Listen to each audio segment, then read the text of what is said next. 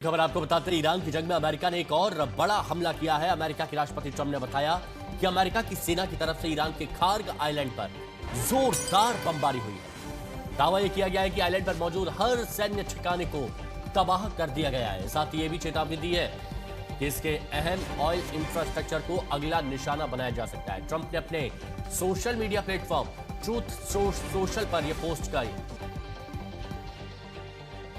करते हुए उन्होंने कहा है कि हमला इस क्षेत्र में की गई सबसे जोरदार सैन्य कार्रवाइयों में से एक है। ये देखिए, ये पोस्ट किया है अमेरिका के राष्ट्रपति ट्रंप की ओर से, जिसमें उन्होंने बताया गया है कि कुछ वक्त पहले ही उनके दिशा निर्देश पर जोरदार हमला खार्ग में किया गया है और ये अभी तक हुए हमलों में सबसे बड़ी सैन्य कार्रवाई है जो अमेरिका की तरफ से की गई है।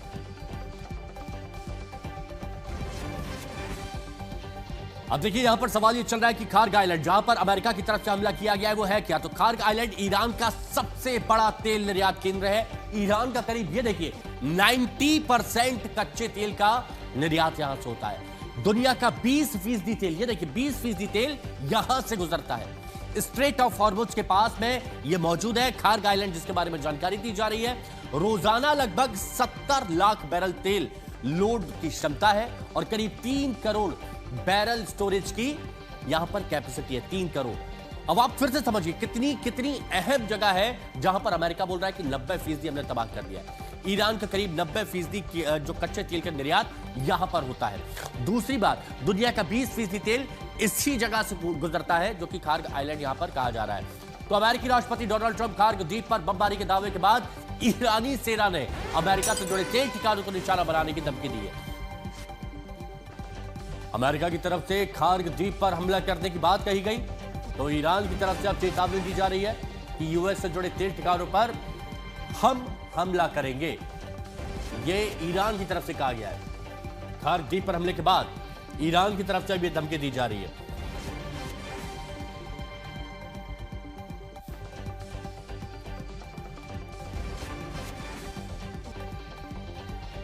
सुमित चौधरी हमारे सहयोगी इस वक्त हमारे साथ में जुड़ चुके हैं। सुमित, अमेरिका की तरफ से यह दावा किया गया कि खार्ग द्वीप पर हमला किया गया है और बहुत बड़ा नुकसान ईरान को पहुंचाया गया है। अब जो अमेरिका की तरफ से दावा किया गया, तो अब ईरान भी कह रहा है कि हम भी अमेरिका और इजराइल से जुड़े जहां पर जो उनको तेल सप्लाई की जाती है उस जगह को निशाना बनाएंगे। अब ये किस ओर जाता हुआ दिख रहा है आपको?